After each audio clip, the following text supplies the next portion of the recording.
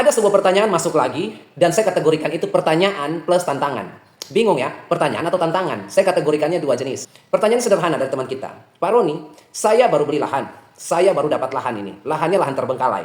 Sudah saya lihat lahan itu. Ya, banyak rumput liar tumbuh, banyak gulma tumbuh, ada pohon juga tumbuh di situ. Dan ada sampah-sampahnya. Ya, kalau menurut Pak Roni, apa yang saya lakukan? Itu yang pertama, pertanyaannya. Supaya bisa menyulap lahan terbengkalai itu menjadi lahan yang produktif, subur. Tantangan di teks itu, pertanyaan itu bilang begini, kalau misalnya Pak Roni jadi saya, Pak Roni yang punya ilmu mumpuni seperti itu, apa yang Pak Roni lakukan ketika Pak Roni kasusnya seperti saya, mendapatkan atau membeli lahan seperti itu? Baik, makanya saya kategorikan pertanyaan WhatsApp itu dari teman kita sebagai pertanyaan sekaligus juga tantangan. Begini, ini juga saya informasikan untuk pemerintah. Yang misalnya dapat tanah, pemerintah mendapatkan tanah, yang lahan tersebut itu terbengkalai. Pemerintah pasti bingung. Karena informasi ini tidak ada di kuliah, tidak ada di kampus. Informasi ini bisa didapat, ilmu ini bisa Anda dapat dari pengalaman bertahun-tahun. Ya. Jadi saya gabungkan semua jadi satu. Intinya, apa yang akan saya lakukan jika saya mendapatkan lahan yang terbengkalai? Intinya seperti itu. Bapak Ibu bisa menyiapkan pulpen dan buku untuk mencatat. Untuk generasi-generasi sekarang bisa mendownload saja video ini. Ya. Kita mulai. Kalau saya kasusnya yang mendapatkan lahan tersebut, terbengkalai tersebut, atau membeli lahan tersebut, maka yang pertama yang saya lakukan, poin pertama, saya cek rumputnya. Gulma yang tumbuh di situ, itu yang saya cek duluan. Bingung ya? Iya itu yang saya bilang tadi. Nggak ada ilmu ini di kampus. Ya, ilmu-ilmu seperti ini hanya bisa didapatkan di lapangan, pengalaman. Ya, baik. Yang saya cek duluan itu rumput. Apa yang Pak Roni cek? Yang saya cek jenis rumput yang tumbuh di lahan terbengkalai itu jenisnya apa? Rumput berdaun sempit seperti alang-alang, ya, rumput gajah liar, teki-tekian, ilalang, jenis-jenis rumput berdaun sempit. Ataukah rumput berdaun lebar, gulma berdaun lebar? Saya identifikasi rumput itu duluan. Tujuannya apa Pak? Tujuannya karena saya mengetahui bahwa setiap lahan yang ditumbuhi mayoritas atau kebanyakan rumput berdaun sempit seperti ilalang, rumput-rumput teki-tekian, ya, gajah liar maupun alang-alang, biasanya mereka itu tumbuh atau mampu beradaptasi di tanah yang asam dan miskin unsur hara. Jadi kalau mereka berpotensi banyak sekali yang tumbuh di situ, dominan, berarti saya sudah tahu lahan ini yang pertama asam pH-nya, yang kedua unsur haranya miskin. Karena cuma jenis-jenis ini yang bisa tumbuh di lingkungan seperti itu. Miskin unsur hara dan pH-nya asam. Seperti itu ya. Kalau misalnya kebalikannya, yang saya jumpai dominan di situ yang tumbuh adalah rumput berdaun lebar, maka saya sudah bisa pastikan 80% tanah ini walaupun tidak asam, ya, artinya tidak netral-netral banget, tetapi juga tidak asam-asam banget, ideal ya, 6,5 pH-nya atau 6. Dan juga unsur hara di situ mencukupi. Ya, karena cuma rumput berdaun lebar yang bisa tumbuh di tanah yang tidak asam ekstrim dan juga ada unsur haranya. Kalau tidak ada unsur hara dan tanahnya asam parah, rumput berdaun lebar susah hidup. Itu identifikasi pertama yang akan saya lakukan. Oke, itu poin pertama, dicatat ilmu-ilmunya. Yang kedua, saya akan mengecek di lahan tersebut, di lokasi tersebut, ketersediaan air. Itu dulu yang saya cek. Apakah dia dekat dengan aliran sungai, sumber air? Apakah dia dekat dengan irigasi? Apakah dia ada potensi bisa dibuat sumur bor di situ atau tidak? Kalau ada sumber air terdekat di situ, maka itu sudah bagus. Tetapi kalau misalnya tidak, ya, kita bisa merencanakan embung. Bisa nggak, memungkinkan nggak saya bikin embung di sini? Ya, itu yang akan saya pikirkan, air. Karena lahan ini mau digunakan sebagai pertanian yang produktif. Maka air sebagai nafas utama. Maka saya cek dulu itu. Oke, setelah saya survei ternyata di dekat situ ada aliran sungai atau ada irigasi.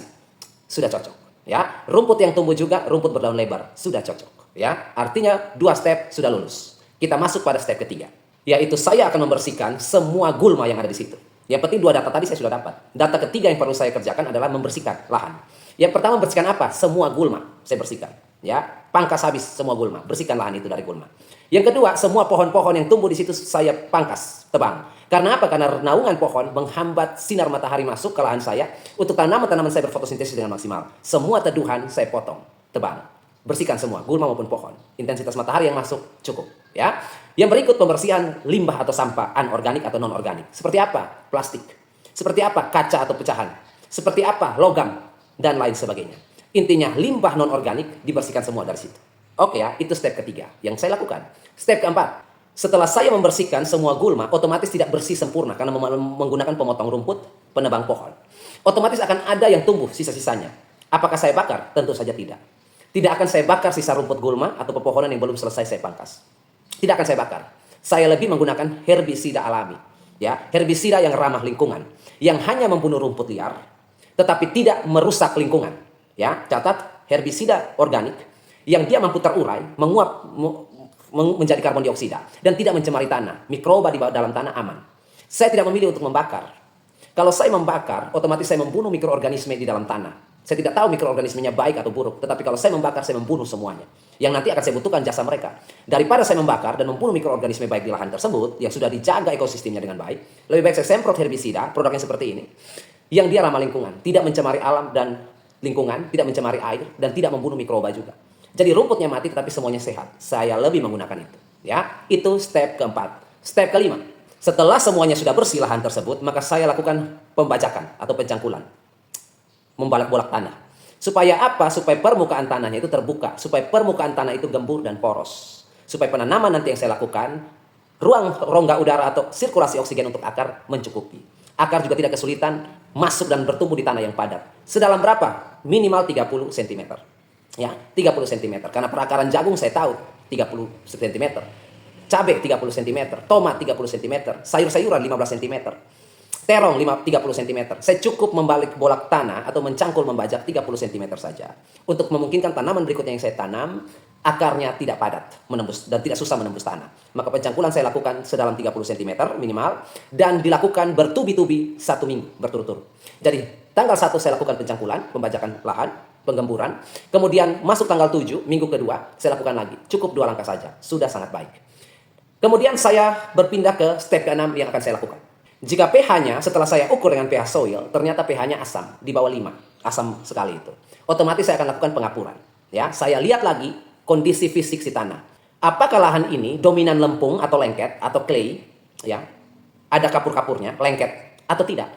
Kalau misalnya dia lengket, banyak clay di situ, lempung banyak di situ, lihat tanahnya, maka saya lakukan penaikan pH dengan cara penebaran abu bakaran. Jadi abu bakaran kayu, abu bakaran ranting, bakar di tempat yang lain, abunya saya tabur di situ. Karena dia tidak akan membuat tanah yang lengket semakin lengket.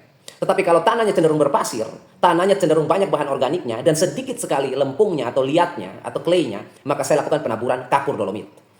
Karena saya harus tinjau dulu, tidak bisa saya asal kapur saja. Ya, kalau misalnya dia dominan pasir atau banyak seperti tanah gambut, banyak bahan organiknya, miskin sekali lempung atau kapur, maka saya lakukan pengapuran. Sekaligus juga menambahkan unsur kapur di lahan. Berapa banyak ya? Biasa kita lakukan 2 ton per hektar. Pengapuran, seperti itu ya. Kalau misalnya kasusnya setelah dicek dengan pH soil, kebalikannya, tanahnya alkali, di atas 7 pH-nya. Berbahaya juga kalau tanah basah itu. Ya. Maka apa yang saya lakukan? Pengomposan saya lakukan di lahan itu. Jadi semua bahan organik, sebanyak itu dapat dari mana Pak? Ke pasar tradisional. Bapak Ibu ke pasar tradisional, di situ ada tempat sampah pasar, penuh dengan sayuran busuk, buah busuk, segala macam bahan organik. Ambil di situ lalu timbun di lahan Bapak Ibu, atau di lahan saya yang tadi saya olah. Lalu saya tutup kembali dengan tanah, saya basahi. Di musim kemarau saya basahi. Kalau di musim penghujan tidak perlu. Tetapi di musim kemarau wajib saya siram terus. Agar tanah tetap lembab. Pengomposan yang terjadi di lahan saya, prosesnya itu membuat pH asam. Karena pelepasan zat-zat organik, asam organik akan banyak. Otomatis pH yang tadinya alkali atau basah, bisa netral. Itu yang saya lakukan. Ya. Step keberapa? Step ke-7. Setelah saya pastikan pH-nya ideal, maka sekarang itu kan sifat kimia. Artinya sifat kimia tanah saya sudah lulus. Sekarang saya mau kejar sifat fisik dan juga sifat biologinya. Sifat fisik apa? Tanah saya harus poros. Tanah saya harus gembur, tidak boleh padat. Sifat biologi apa? Tanah saya harus ada mikrobanya. Harus ada agen hayatinya yang nanti akan bekerja untuk pertanian saya. Maka saya libatkan kompos di situ. Ya, kompos yang mana? Kompos yang sudah matang. Tetapi kalau tadi saya sudah memberikan di poin nomor 6, sudah memberikan pengomposan di situ, maka saya abaikan poin nomor 7. Tetapi kalau yang saya lakukan adalah pengapuran, karena pH-nya asam, maka yang saya lakukan di poin nomor 7 adalah pemberian kompos. Durasinya berapa setelah pengapuran? Durasinya 1 bulan. Setelah saya tabur kapur dolomit 1 bulan, baru kompos masuk. Karena posisi dia sementara alkali, sementara basah karena kapur, pH-nya naik, saya kasih kompos saya rusak. Jadi saya akan kasih durasi 1 bulan. 1 bulan itu kapur dolomit sudah terurai. Ya? Jadi bisa kita masukkan kompos di situ. Supaya sifat biologinya banyak, agen hayatinya banyak, mikrobanya banyak, dan juga sifat fisik tanahnya semakin baik, poros dan gembur. Kemudian setelah semua sudah ready, poin ke-8. Pembuatan skema bedengan. Sudah masuk di infrastruktur ini. Saya akan buat bedengan. Bedengan yang standar saja. Berapa bedengan standarnya? Tinggi bedengan 30 cm tingginya. Kemudian lebar bedengan 1 meter atau 1,20 cukup, 1 meter cukup. Kemudian akses jarak antar bedengan untuk akses pemupukan, penyiraman, pemanenan, perawatan dan lain sebagainya 1 meter. Itu standarnya. Jadi jaraknya 1 meter, tinggi bedengan 30 cm, lebar bedengan 1 meter. Itu sudah cukup itu. Untuk jagung, untuk segala macam tanaman, sudah cukup itu, ya. Tujuannya apa? Tujuannya infrastruktur bedengan itu agar kalau di musim hujan, lahan yang baru saya olah ini tidak tergenang air. Itu fungsinya bedengan itu. Dan yang kedua fungsinya menambah sirkulasi oksigen pada akar. Akar di bedengan, tanaman yang ada di bedengan berbeda perakarannya, mengkonsumsi oksigen dengan tanah atau lahan yang tidak dibuat bedengan. Akan berbeda. Lebih baik ada bedengannya. Makanya saya akan membuat bedengan. Kemudian yang berikut. Setelah semuanya sudah selesai saya kerjakan, maka saya akan membuat lahan saya bernafas, istilahnya. Apa artinya bernafas, Pak? Saya istirahatkan lahan 2 minggu. Waktu yang ideal, 2 minggu. Istirahatkan. Karena Anda sudah atau saya sudah melakukan proses sebanyak itu. Tanah butuh waktu untuk memproses semua kegiatan yang saya lakukan sejauh ini. Saya istirahatkan dia untuk memproses dia, kasih jeda, kasih napas 2 minggu. Untuk dia terproses. Setelah 2 minggu itu, baru saya melakukan penanaman. Penanaman apa yang akan saya lakukan? Tanaman yang saya tanam tidak ecek-ecek. Tanaman pertama yang saya tanam disebut dengan tanaman perintis. Tanaman perintis itu apa, Pak Roni? Tanaman perintis itu artinya tanaman yang membuka sektor pertanian. Dia membuka pintu gerbang untuk tanaman berikutnya masuk dan bisa beradaptasi. Seperti apa? Kacang tanah. Kacang tanah itu mampu hidup dengan baik di tanah yang baru habis diolah, seperti itu. Dan kegunaan dia yang kedua, dia bisa bersimbiosis dengan mikroba tanah, ya, untuk menambah nitrogen. Jadi mikroba akan bekerja dengan akar kacang tanah untuk menangkap nitrogen bebas di udara untuk dikasih ke tanaman. Untuk tanaman perintis seperti kacang tanah itu, atau yang bersimbiosis akarnya untuk menangkap nitrogen bebas di udara, itu disebut dengan pupuk hijau. Mungkin Bapak Ibu pernah dengar istilah pupuk hijau. Kategorinya tanaman perintis. Selain tanaman perintis seperti kacang tanah, apalagi? Jagung. Itu juga bisa. Ya. Kemudian selain jagung, bisa Bapak Ibu kacang panjang. Itu tanaman perintis. Kemudian apalagi? Sayur-sayuran. Bayam, kangkung. Ya. Itu semua adalah tanaman-tanaman perintis. Mereka mampu beradaptasi dengan tanah yang baru diolah dan membuka peluang untuk tanaman berikutnya bisa tumbuh dengan optimal. Saya kasih contoh misalnya jagung. Perakaran jagung itu tumbuh ke bawah, masuk ke dalam tanah 30-33 cm. Bapak Ibu bayangkan setelah jagung saya panen dan kacang tanah saya panen, otomatis saya tanam tanaman berikutnya, tanah yang tadinya sudah dibuka oleh perakaran jagung akan mampu dengan mudah dimasuki oleh akar tanaman berikutnya. Karena sudah ada bekas jalannya. Ya, jagung akarnya sudah membuka rongga tanah, sehingga akar berikutnya tidak perlu susah-susah menembus lapisan tanah. Jadi itu tanaman perintis. Nah, setelah tanaman perintis selesai, dan saya mulai memanen tanaman perdana saya, tanaman perintis, maka saya akan menanam tanaman yang sesungguhnya. Tanaman kedua, sesungguhnya. Perintis sudah selesai. Tanaman sesungguhnya, maka pengolahan lahan saya lakukan lagi. Karena tanaman sesungguhnya akan masuk di situ. Misalnya cabai, atau misalnya tomat, atau misalnya apa. Ya. Yang pertama saya lakukan adalah mengecek pH lagi. Kalau pH-nya masih ideal, masih bagus, maka yang saya lakukan adalah pemberian kompos lagi. Seperti itu ya. Karena waktu saya menanam tanaman perintis, pupuk kimia sudah saya masukkan. Seperti itu. Maka pemberian kompos matang saya lakukan lagi. Tahap itu. Setelah pemberian kompos matang, maka saya istirahatkan lagi lahan saya 2 minggu. Lalu setelah itu saya mulai menanam tanaman yang sebenarnya. Ya. Setelah itu saya mulai menggunakan pupuk sintetis. Ya. Sampai tanaman itu panen. Dan seterusnya seperti itu. Lahan yang tadinya terbengkalai, lahan yang tadinya tidak beraturan, lahan yang tadinya tidak diminati, sekarang menjadi lahan yang disulap menjadi gembur, poros, dan terstruktur dengan baik. Nah, untuk Bapak Ibu yang memberikan tantangan dan pertanyaan seperti itu, itulah jawaban kalau seandainya saya yang mendapatkan lahan terbengkalai itu. Maka ada 12 poin yang tadi saya lakukan. Seperti itu ya, bisa Anda tiru, bisa Anda lakukan itu, praktek itu, karena ilmu-ilmu seperti itu tidak akan Anda dapatkan di kuliah, tidak akan dapatkan dimanapun. Hanya bisa didapatkan dari pengalaman bertahun-tahun. Dan saya sharingkan untuk Anda semua secara gratis. Seperti itu ya. Karena berbuat baik, menabur kebaikan, itu wajib hukumnya. Ya.